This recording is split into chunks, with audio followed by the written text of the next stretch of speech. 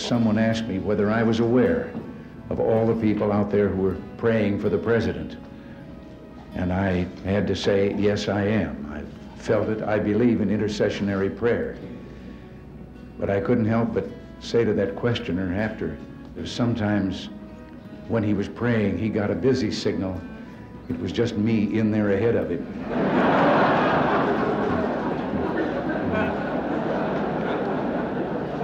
I think I understand how Abraham Lincoln felt when he said, I have been driven many times to my knees by the overwhelming conviction that I had nowhere else to go. Now, I realize it's fashionable in some circles to believe that no one in government should encourage others to read the Bible. That we're told that we'll violate the constitutional separation of church and state established by the Founding Fathers in the First Amendment.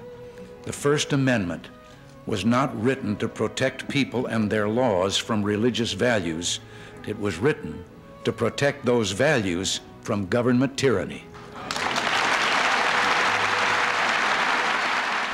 I've said that we must be cautious in claiming God is on our side. I think the real question we must answer is, are we on His side?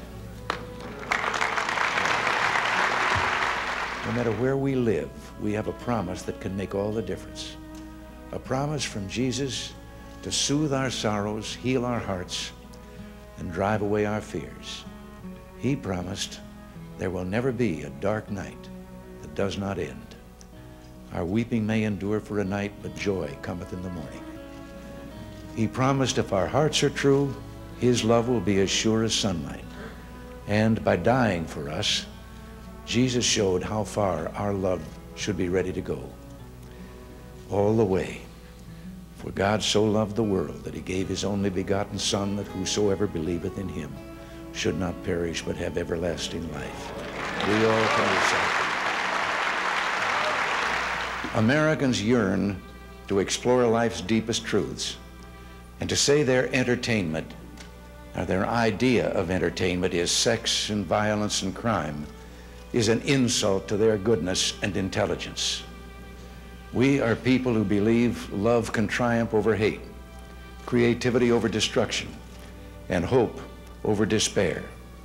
And that's why so many millions hunger for God's good news. I've always believed that we were, each of us, put here for a reason, that there is a plan, somehow a divine plan for all of us. I know now that whatever days are left to me belong to Him. I also believe this blessed land was set apart in a very special way. Our forebears came not for gold, but mainly in search of God and the freedom to worship in their own way.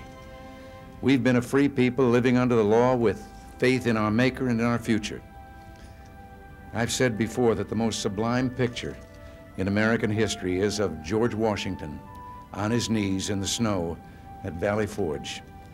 That image personifies a people who know that it's not enough to depend on our own courage and goodness. We must also seek help from God, our Father and Preserver. We'll never find every answer, solve every problem, or heal every wound, but we can do a lot if we walk together down that one path that we know provides real hope. The morality and values such faith implies are deeply embedded in our national character. Our country embraces those principles by design, and we abandon them at our peril. My experience in this office I hold has only deepened a belief I've held for many years.